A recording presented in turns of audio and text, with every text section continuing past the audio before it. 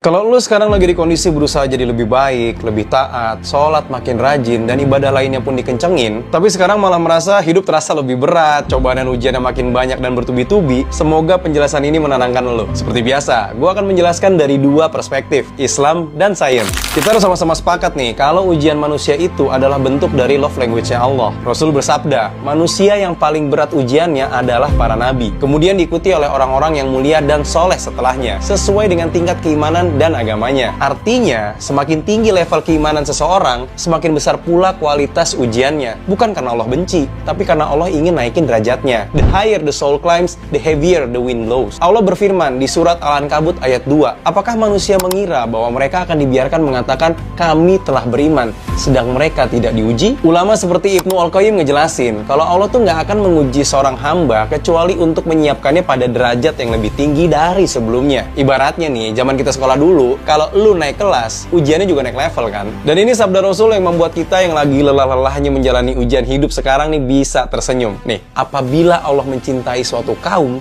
Dia menguji mereka. Hadis riwayat Ahmad dan Tirmizi. Allah tuh ingin ngedengar namanya dipanggil lebih sering oleh hamba yang dicintai. Kadang lewat air mata, bukan tawa. Karena pada momen itulah manusia paling jujur dalam doanya. Oke, sekarang dari sudut pandang sains juga menarik nih. Bagaimana kita ngelihat fenomena orang yang baik sering diuji berat. Dalam neuroscience, otak manusia tuh punya area yang bernama prefrontal cortex. Bagian otak yang mengatur logika, kesabaran, dan makna. Saat seseorang lagi ngadepin tekanan hidup tapi tetap menjaga arah berpikir positif dan spiritual, otak tuh justru berkembang lebih kuat. Penelitian nunjukin, kalau orang yang sering menghadapi tekanan hidup namun punya faith-based coping mechanism, atau cara bertahan lewat iman dan doa, memiliki tingkat resiliensi emosional yang lebih tinggi. Kortisol, si hormon stres nih, turun lebih cepat saat sholat dan zikir. Secara psikologis, manusia yang sering diuji tetapi tetap menjaga arah moral dan keyakinannya akan mengalami pertumbuhan pasca trauma, post-traumatic growth, lebih empatik, lebih tenang, dan lebih punya makna hidup yang jelas. Neurolog dan psikiater Viktor Frankl di dalam bukunya Man's Search for Meaning nemuin bahwa kalau orang yang punya makna spiritual terhadap penderitaannya akan mampu bertahan lebih kuat dibanding yang tidak punya makna. Dan ini menariknya identik dengan ajaran Islam. Fa inna ma'al usri yusra,